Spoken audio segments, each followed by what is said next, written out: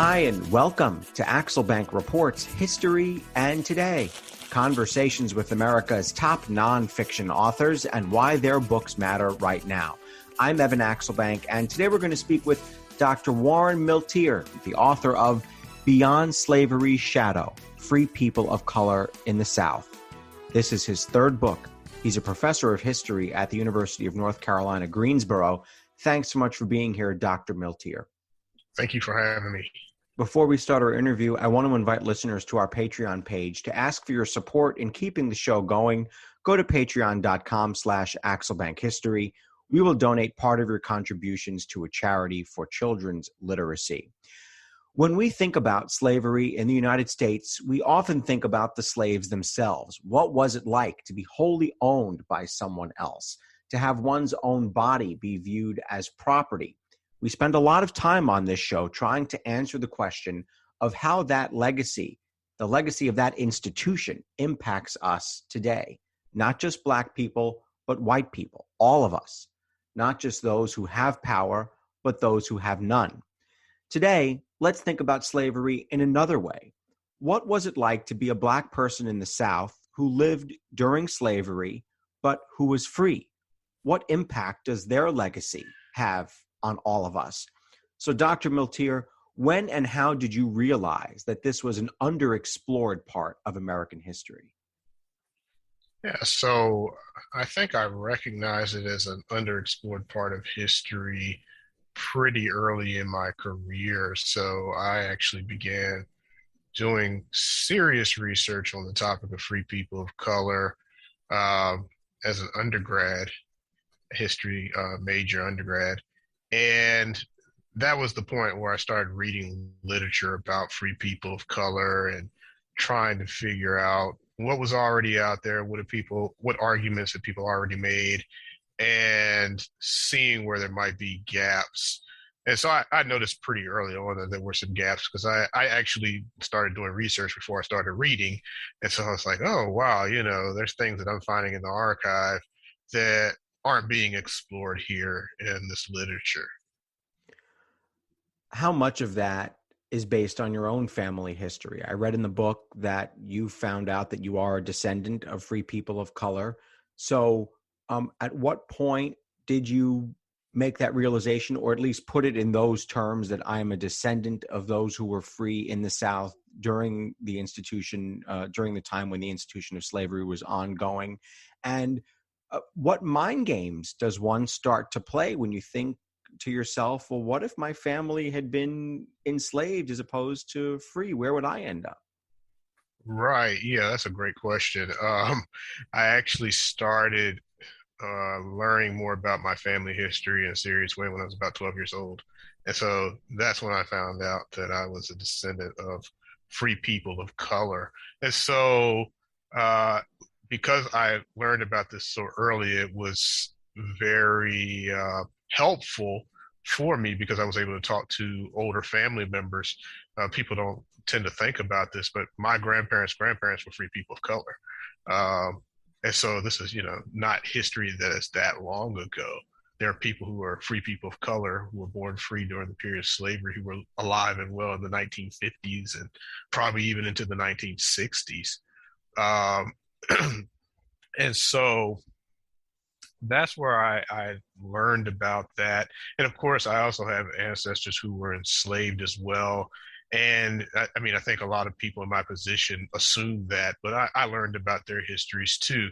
But I think what was helpful in seeing the distinctions between the experiences of free people of color and the enslaved population is that, for the most part, with a few exceptions, the differences show up on each side of my family. So one side of my family tends to descend primarily from free people of color, and the other side of my family tends to descend more from the enslaved population in pre-1865 South, in the pre-1865 South. And so you said your grandparents, right? We all know, I guess I hope that we all know at least one grandparent growing up, if you're lucky enough to. My grandmother certainly told me stories about her upbringing. Did your grandparents, were they able to tell you stories about what on either side of your family what they had heard from their own grandparents? Absolutely, yeah. I mean, they were aware, that their grandparents had been free. So apparently, this was something that was discussed, and it meant something to people even in the post-Civil War period. That, hey, my ancestors were free; we weren't enslaved. That's a separates us from other people. So they knew that without ever reading a document, or somebody writing a book like I'm writing and Right. finding out that way. So let's get into the book here. Your book opens with a vignette about Amaria Reed.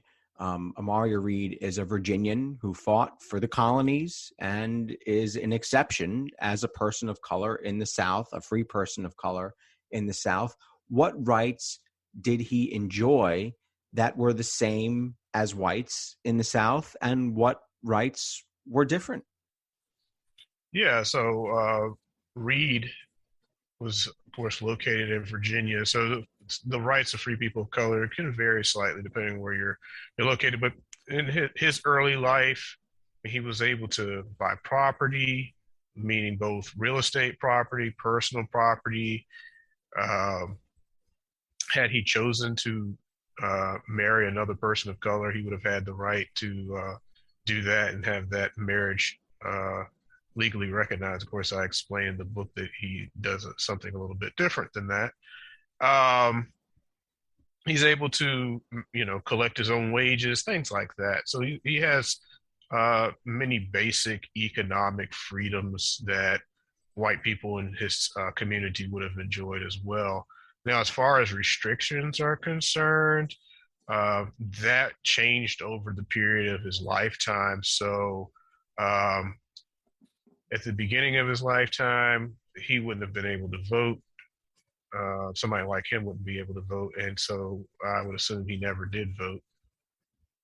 Um, then later on, by the time we're getting into the 1800s, there's restrictions on his movement as far as him being able to legally go back and forth between, say, Virginia and another state for long periods of time. There are restrictions on that.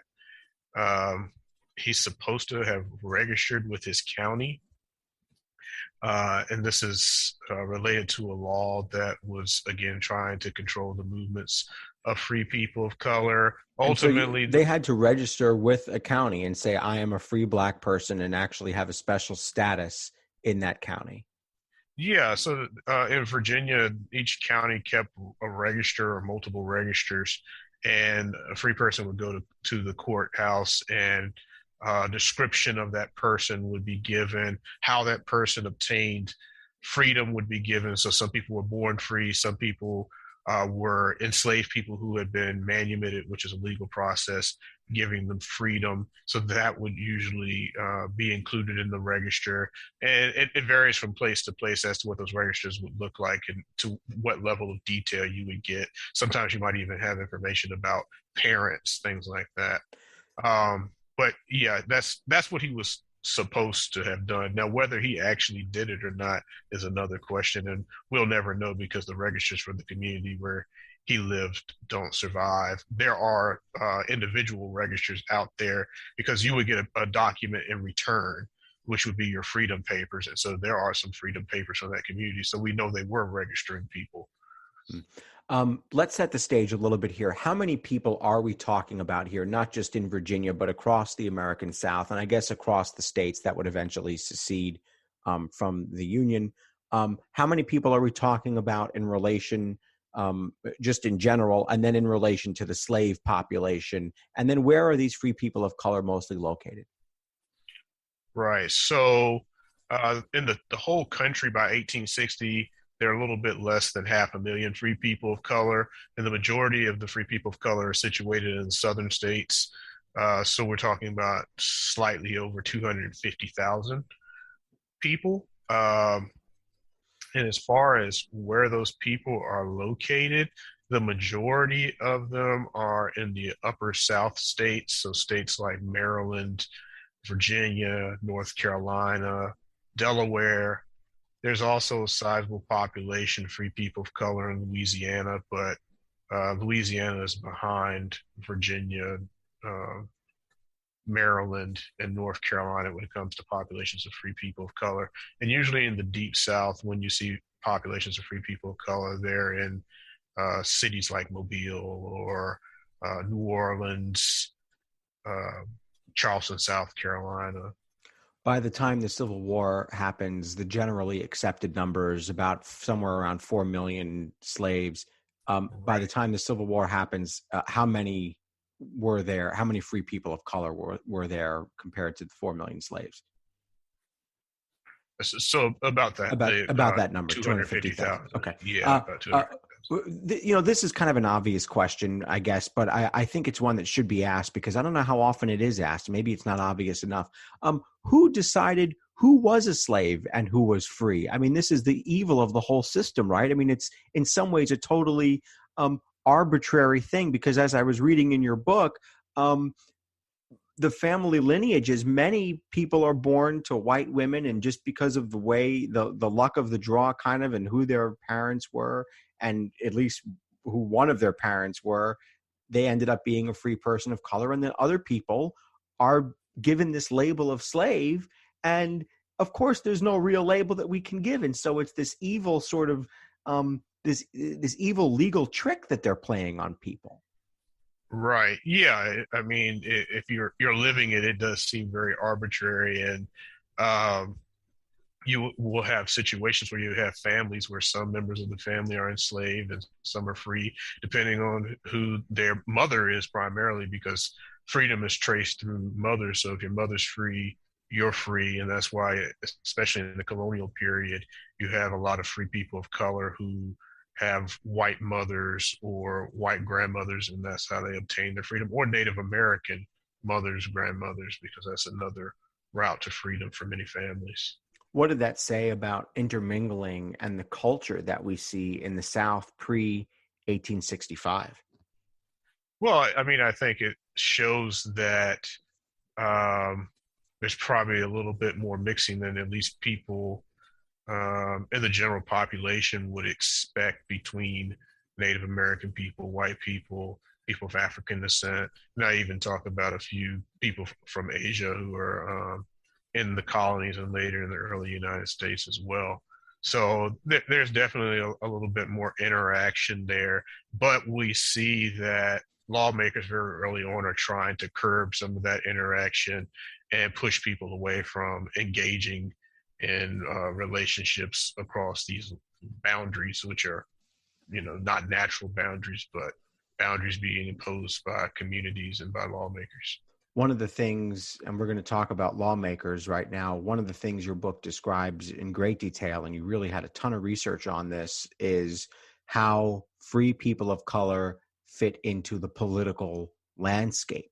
So, what power did they have, and how were they ultimately used by white supremacists to advance the power of the white supremacists?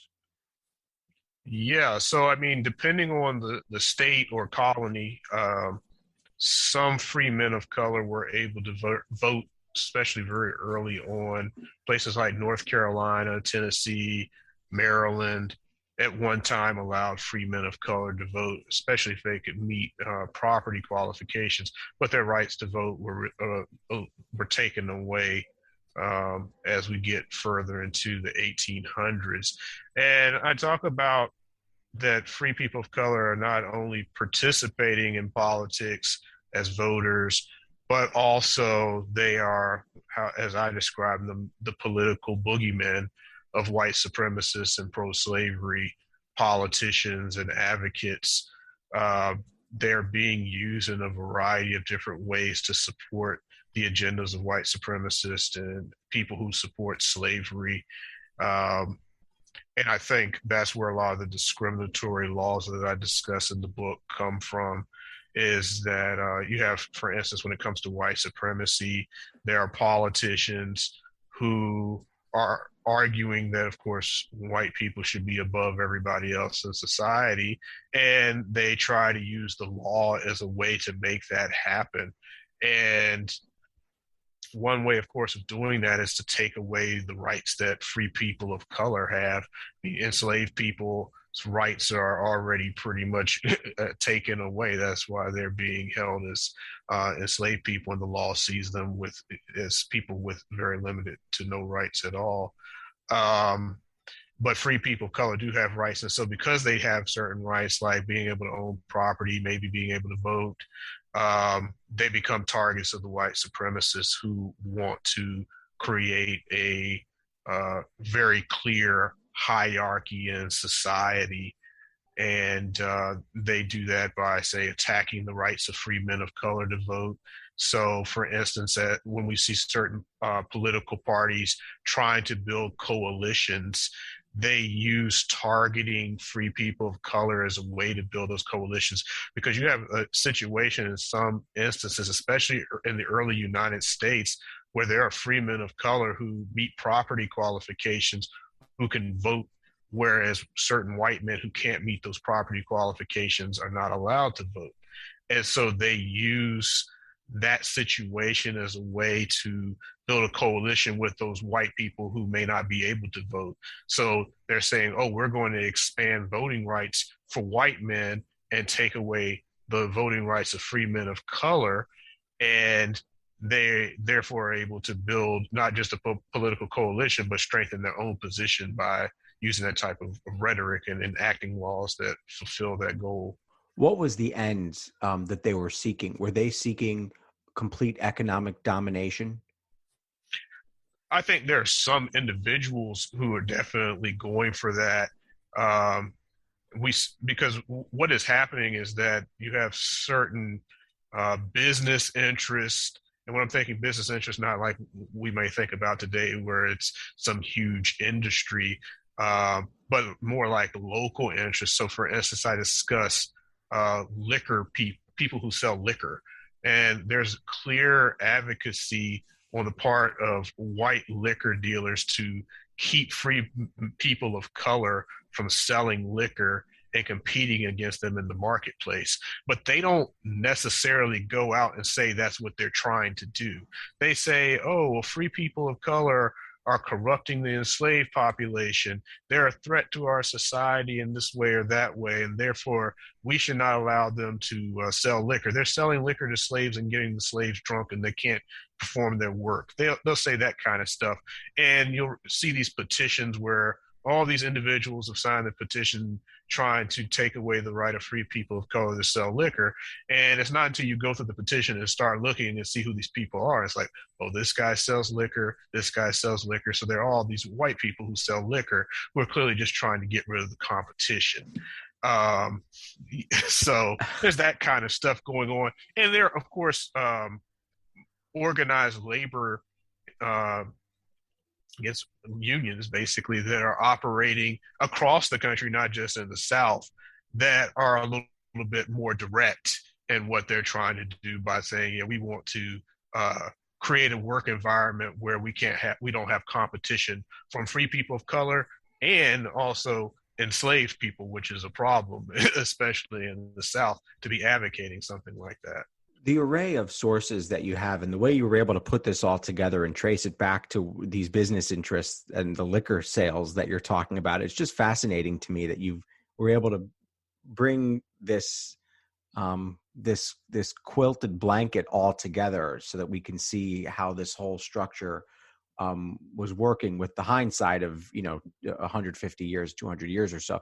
I want to ask you, how hard was it to find this information? Because, it's famous, it's well known that it's very hard to find information about specific slaves. Was that different for free people of color? What sources were you able to find, and how did that differ from searching for information for actual slaves? Yeah, I think that the situation for free people of color is a little bit better. Sometimes it's difficult to get their voice, direct voice, written on as far as like written documents, letters, or something like that to describe exactly what they think and what they say. But that does exist to some extent. But when you're thinking about, say, census records, which is something that historians use a lot, free people of color appear by name in census records, whereas enslaved people usually do not. So that's one clear, distinct place. They have the right to petition. So they do leave petitions that give us some insight into what they think about certain issues. And then I use a whole lot of different sources beyond that, court records. Um, there are a variety of state level records, Supreme Courts, for instance, governor's papers, legislative records, on and on. And I'm going through different jurisdictions looking for these types of records. So, you're going to have court records from Kentucky, court records from Virginia, and you have to go through all of that. But yeah, the free people of color appear in those records, and even the registers that we talked about earlier. Some of those registers still exist, and although they were meant for a more oppressive purpose at the time that they were created, they're a great historical source for those of us doing research now. If you'd had unlimited pages, let's say, how many people were out there who you could have found enough of a thread, picked up enough of a thread on to write full vignettes on them, and the way you did Amaria Reed and some of the other people you profile? Oh, Could you have written hundreds? I would think so. Yeah, I could probably put together hundreds if I had the time to. I'm not asking you to do that. I'm not giving any Yeah. homework assignments to the professor here. How many, or who do you want to introduce us to? Give us a couple of names here and a couple of people who just fascinated you and thought that said, hey, these are really important people that I can use as examples of what is going on in this pre-Civil War society. Yeah, that's a great and fascinating question. I'm thinking about one individual who pops up in the book quite a bit named Daniel Payne. Now, Daniel Payne is it was very helpful for me because he wrote a few books in the post-Civil War period. So he's able to describe things that were going on in the society that may not show up in the general public record, for instance. So Payne was a bishop in the AME Church, the African Methodist Episcopal Church, and also was a teacher, community leader, and he lived in multiple parts of the South. So he was originally from South Carolina and describes a little bit of his life in South Carolina. Later, he ends up in Baltimore, Maryland, and there he's involved, of course, in the church, developing schools in that community, as well as creating organizations for free people of color, such as burial societies. And so I found him to be a really interesting person because he talks about some of the discrimination that people face in his community, but he also highlights important figures in the communities that he visits. And so those are individuals that I wouldn't know about without him writing about them and saying how they contributed to the society.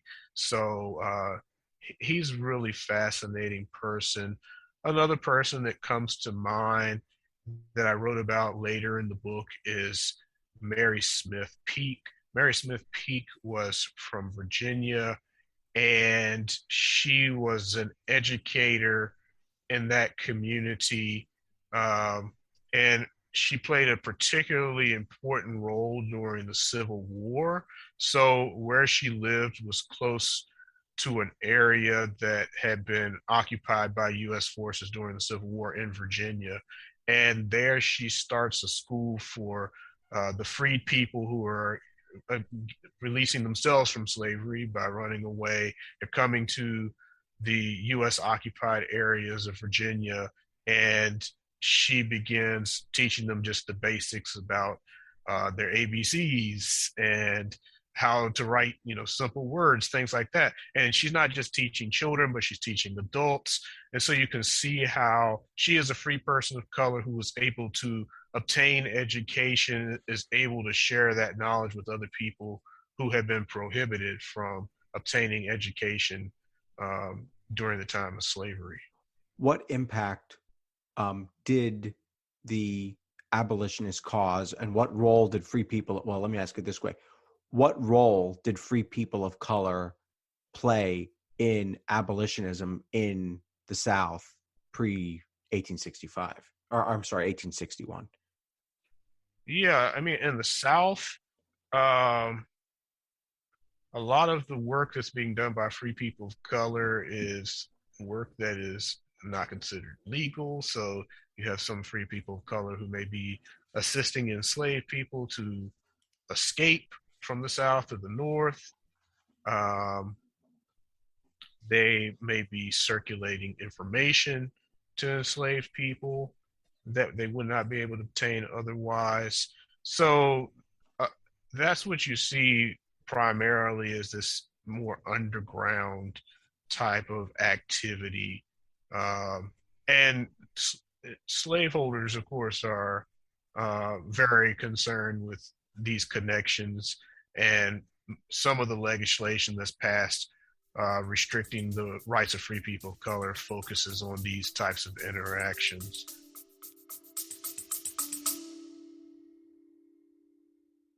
Baking from our childhoods just sticks in the memory, doesn't it? We never set off on holiday without piles of Tupperware, and there'd always be Bakewell slice, flapjacks, and tray baked scones in the boot. Do you not do that, Lisa? Yeah, no.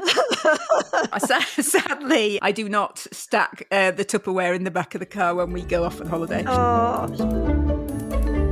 Welcome to Small Ways to Live Well, a new podcast from the Simple Things magazine. Season 2 is a pick-me-up tonic that helps us make the shift from winter to spring. A 6-week suggestion box full of things to note, notice and enjoy about the season. Search for Small Ways to Live Well on your podcast app.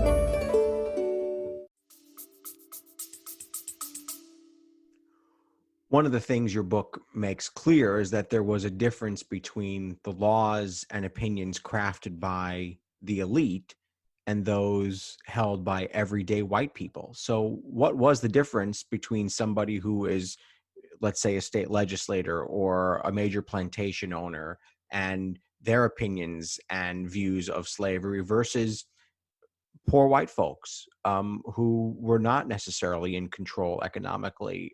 What was their opinion on free people of color and then, I guess, by extension, slavery? Yeah, I mean, I say that the opinions of everyday people vary quite widely. I mean, you have some white people who have family connections to free people of color. Many of them are neighbors of free people of color. And so they would think about at least the free people of color who are around them differently than maybe those individuals who are crafting discriminatory laws. Now, that's not to say that there aren't people who live near free people of color who also support lawmakers who implement discrimination, because that's clearly the case. If that wasn't the case, some of these laws probably would never have been passed. But nevertheless, it's important to recognize that in day-to-day relationships with people in the South, there's a lot of dependency between different individuals. So there are free people of color who are maybe working as farm laborers, and certain restrictions that would be placed on them and their movement don't necessarily benefit the white people in a local community. Even business interests sometimes push back against restrictions on the movements of free people of color. I discuss a particular incident in which there were some individuals running a fishery, and they wanted to bring in free people of color from another state, which was illegal, because they wanted the cheap labor that those free people of color could provide. And they were more concerned about their labor needs than they were about implementing these discriminatory laws and upkeeping the hierarchy that the laws are supposed to create. So we see that kind of stuff too. And then going back again to dependency, I mean, they're free people of color who are business owners, craftspeople, and so they're all very important to their communities. I mentioned another example where there's a free man of color who is a gunsmith in his community, and clearly he's the only person who's doing this type of work, and the white people in the community are asking for him to be able to continue to uh, work his business, because what happens in the state is that there are restrictions placed on free people of color being able to own guns. And so that doesn't work so well if your gunsmith can't own a gun and can't hold guns, uh, but you need him to fix the guns for everybody in the community. So you have situations like that. What threat did they live under? Um, uh, I've done episodes with authors who have described what it was like for a group of young boys to be kidnapped and stolen from free states and the efforts to get them back into free territory. What about people of color who were already in the South, who were free? What threat did they live under? And how worried did they have to be about being kidnapped and placed into a situation of servitude? Yeah, I mean, I think kidnapping is always a problem for free people of color in every region of the United States, including the South. I discuss the kidnapping that takes place in certain parts of the Upper South, in particular, where free people of color are taken in often by kidnapping gangs. So these kidnappers are organized and they'll transport people into the Deep South trying to make a quick buck. Because you could think about this, that these people are able to take individuals they have to pay nothing for. All they have to do is kidnap them, and they can sell them potentially for the full value of what they would get for an enslaved person who was, quote unquote, legally enslaved. So that is definitely a threat for free people of color. Also, especially for poor free people of color, there's a related phenomena in which some free people of color who are legally servants are being held as enslaved people, because often free people of color, especially in the colonial period, end up in servitude as very small children. I mean, there are even babies who are bound as servants. And so they're raised without necessarily knowing a lot about their family history or what rights they have. And there are people in the master class who try to abuse the system that already exists around servitude and keep people longer than they should. Maybe the person doesn't know when they were born. And so servitude is often dictated based on age. Your servitude is supposed to end at a certain time, but if you don't know how old you are, you don't know when you were supposed to actually be out of servitude.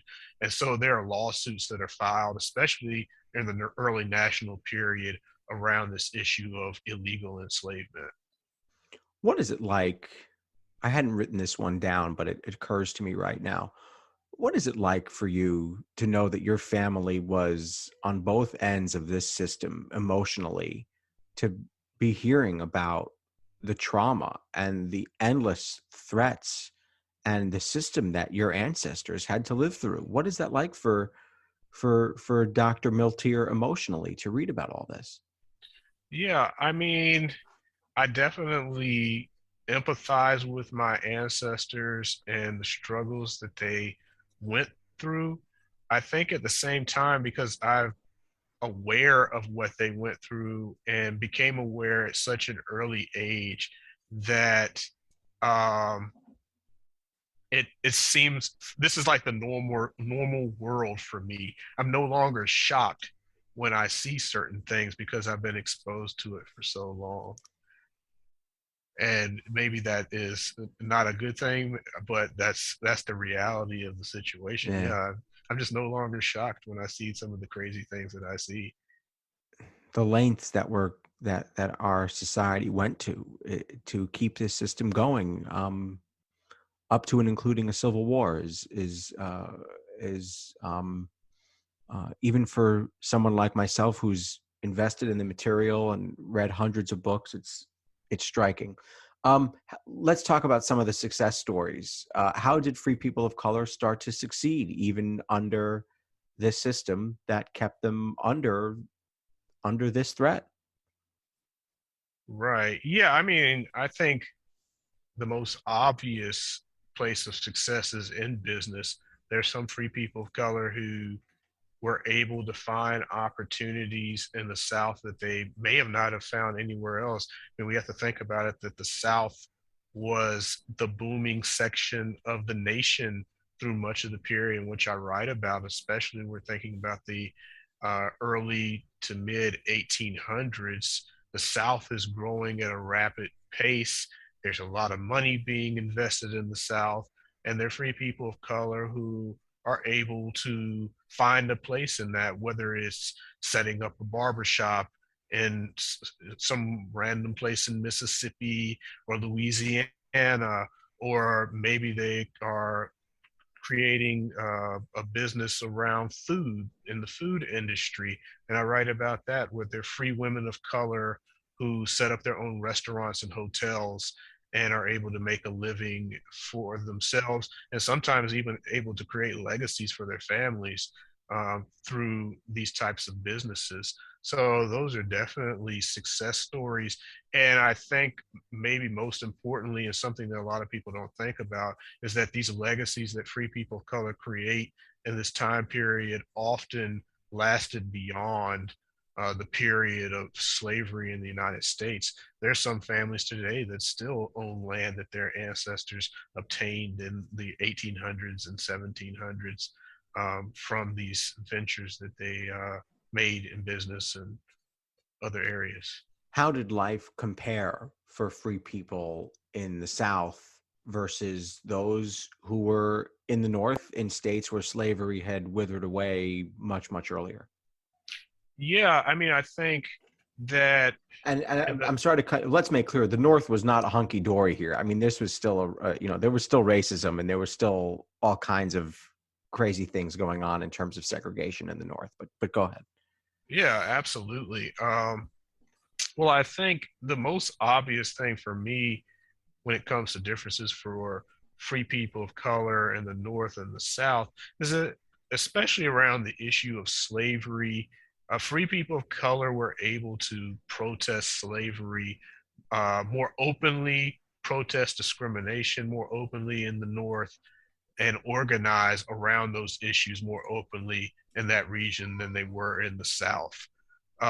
Especially the further south that you go. There's a little bit of organizing, open organizing in places like Maryland, Baltimore, uh, maybe Delaware. But if you're in Charleston, South Carolina, yeah, you can have an organization, but you probably don't want to be out there in public in the newspaper saying we're against slavery and things of that nature. That's not going to work out so well for you. But at the same time, I think that when we're talking about the economics, sometimes the economic opportunities for free people of color in the South were better than they were for people in the North, especially like when we're thinking about these free people of color who were willing to engage in enslaving other people. I mean, they were able to make quite a bit of money, and they are the wealthiest free people of color, not only in their region but in the country in many cases. So, there's always a backlash, right, with Black success in America. There was a fascinating vignette and fascinating story that you tell between Thomas Jefferson and someone named Ben Banneker. He praises Mr. Banneker and then goes back on that praise. Describe, first of all, who Ben is, and then I want to ask the question, what does that reveal about how powerful white people viewed and placed free people of color? Yeah, so I mean, Benjamin Banneker was a free man of color from Maryland. He's best known for his scientific discoveries, and he is also known for his almanac that he published for several years in the late 1700s. And so, yeah, he has this back and forth between himself and Thomas Jefferson. Jefferson at one time praises him for his almanac and scientific knowledge, but then later on claims that it's probably a fraud, that there's no way that Banneker, as a person of color, could have done the things that he claims to have done and what other people say he's done. And so, I mean, I think what it reveals about Thomas Jefferson is something that I'm aware of, although I don't think a lot of people in the general public are aware of, is that this guy is a really crafty politician who often is on every side of an issue, however it's going to advantage him.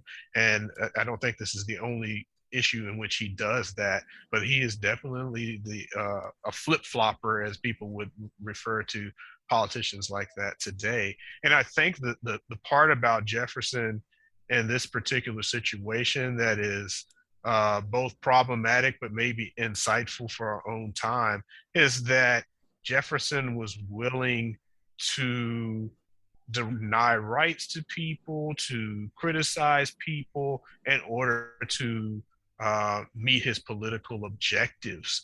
And if that meant demeaning somebody that he praised a few years before, then so be it. And ultimately, if we think about what happens to Jefferson post this period, I guess it worked out pretty well for him. And his party, of course, is engaged in voter suppression of free people of color in different parts of the country as well. So it all makes sense as the Jeffersonian Republican Party decides that free people of color are not there amongst their supporters, and that supporting white supremacy and white man only voting is going to be beneficial to them, then that's the direction they go in, and they're willing to devalue the voices of other people. The Civil War hits. There's the surrender at Appomattox, and the South is forced to give up its slaves, at least in the way that they had them before. The fate of the enslaved is clear, at least for a little while. We all know what happens, and we've done episodes in the 1870s, 80s, and 90s about how convict leasing begins and other programs start to begin to, in some ways, re-enslave people. What is the fate of free people of color in the South after the Civil War? What happens to them? Yeah, so I mean, some of them are, of course, caught up in the same mess that affects the lives of many formerly enslaved people, especially poor free people of color. There's some free people of color who were not able to obtain the same opportunities as some of the wealthier free people of color that I talk about. So their families are subjected to some of the same problems, whether it's convict leasing or some other forms of discrimination. Then there are free people of color, again, who build off of what they had obtained in that pre-Civil War period. And so they are expanding businesses. They are becoming involved in politics, especially during the Reconstruction period. So they are actually, are disproportionate. They have a disproportionate amount of power amongst representatives of color in politics in the post-Civil War period. And I would say to some extent that may even extend to some areas of the country today, where there are people who are representatives who are descendants of free people of color. And I wouldn't be surprised if, some of their connections within the communities and ability to create political coalitions are connected to some of this history.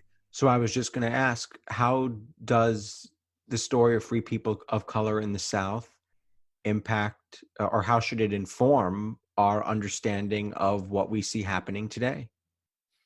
Yeah, well, I think for one, it tells us that when we think about these ideas of freedom and political rights, that they're always contested, that are, especially if we're thinking about voting rights, free people of color story, if we include it in these larger narratives about voting, we see that actually there has been many instances in which politicians have tried to disfranchise other people who they feel don't support them in order to build power.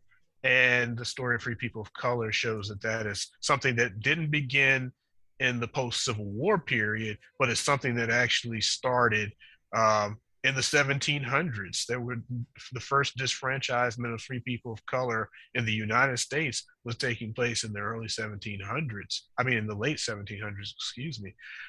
So if we think about that, then we have to, recognize that there's a pattern and there's something about our system that allows this to keep happening over and over again, where it's not only to the advantage of certain parties to disfranchise people, but that there are mechanisms within the system that allow them to do that.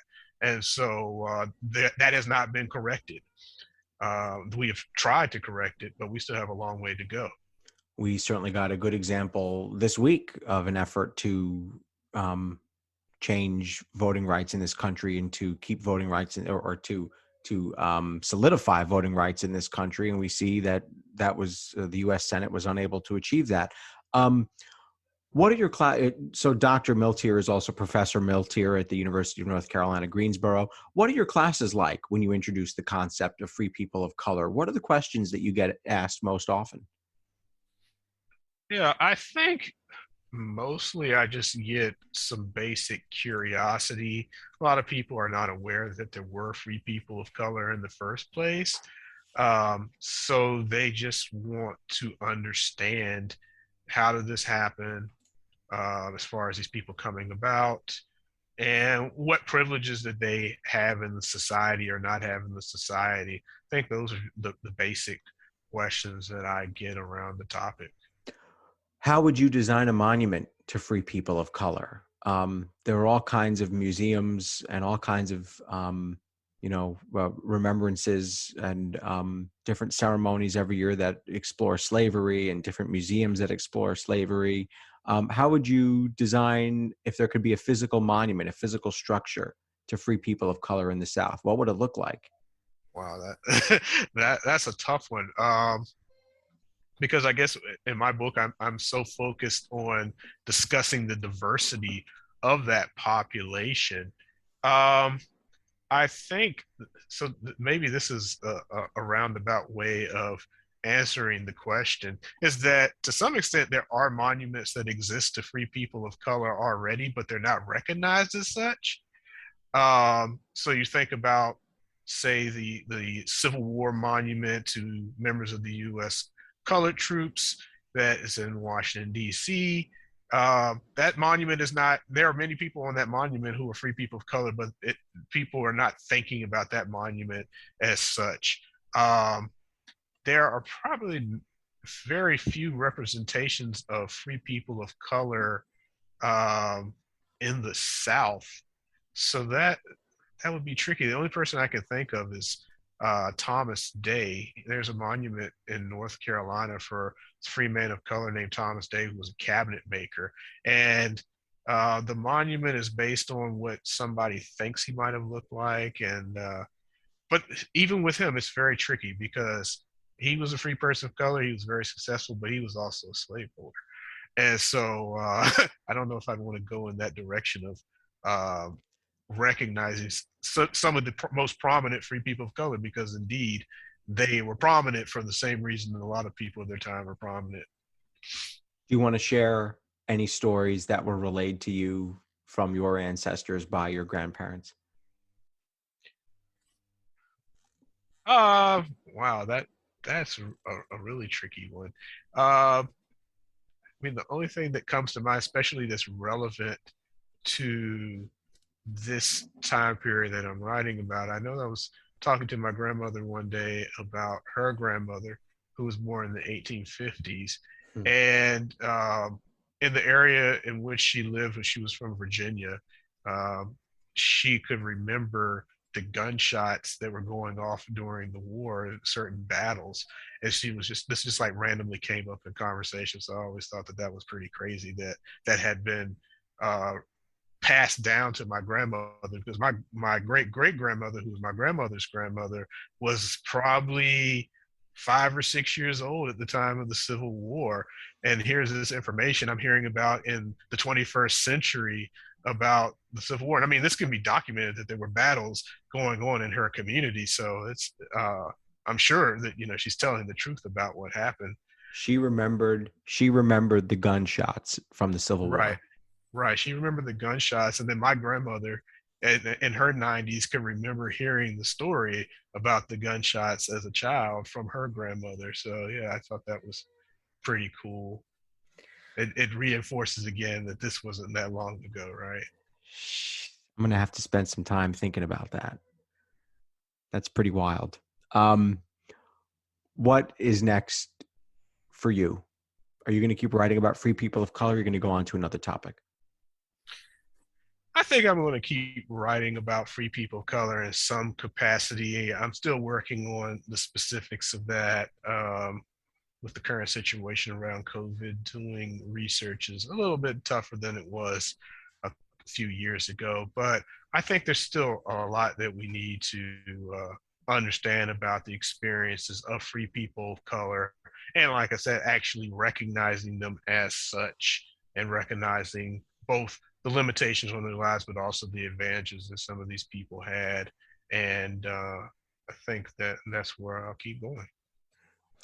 Dr. Milteer, Dr. Warren Milteer, whose grandmother's grandmother told stories of hearing shots during the Civil War, and also the author of Beyond Slavery's Shadow, Free People of Color in the South. Thanks so much for joining us. Thank you so much for having me. I really appreciate it. Check out the book. Check out his website, warrenmilteer.com. He's on Twitter at WEMilteer.